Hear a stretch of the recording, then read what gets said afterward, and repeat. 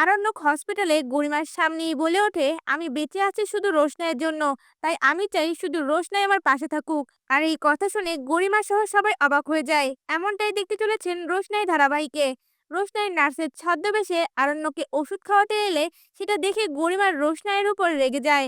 আর রোশনাইকে সকলের সামনে নিয়ে এসে অপমান করতে থাকে। তখন আরণ্যক তার কেবিন থেকে বেরিয়ে এসে গরিমার কথা জবাব দিয়ে বলে ওঠে, গরিমা, তোমার যেখানে যাওয়ার তুমি যাও। আমি মরি বা বাঁচি তাতে তো তোমার কোনো কিছুই আসে যায় না।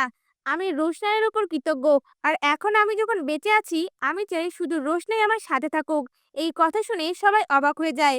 এরপর আরণ্যক আবারও বলতে থাকে, যদি আমি এটাও চাইতাম তুমি আমার সাথে থাকো, কিন্তু তুমি আমার সাথে থাকতে না। কারণ আমার জন্য তোমার জীবন থেমে থাকে না। তুমি সব সময় আমার আর কাজের মধ্যে কাজটাকে সিলেক্ট করেছো। এই জন্য দেখো না, আজও তুমি বাইরে চলে যাচ্ছ।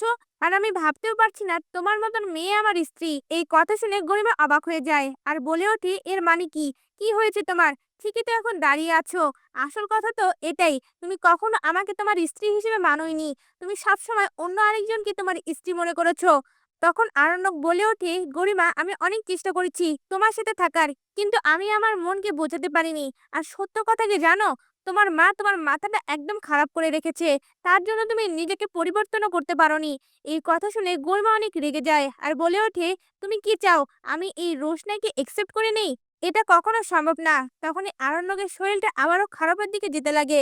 তখন রোশনাই আরণ্যককে ধরে বলতে থাকে, স্যারজি, আপনার শরীরটা খুব খারাপ। এখন আপনি দাঁড়াতেই পারছেন না। আপনি কেন কেবিন থেকে বেরোতে গেলেন? এই কথাগুলো শুনে গরিমার নাটক মনে হয়।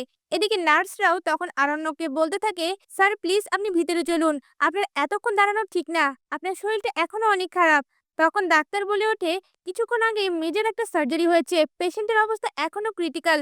এর মধ্যে পেশেন্টকে মেন্টাল স্ট্রেস দেওয়া একদমই ঠিক না। আর পেশেন্টের পাশে যে থাকলে পেশেন্ট ভালো থাকবে তাকে পেশেন্টের পাশে রাখতে হবে। এই কথা শুনে আরণ্যক বলে ওঠে, আমি চাই আমার সাথে রোশনাই থাকুক। এই কথা শুনে গরিমা আরো রেগে যায়।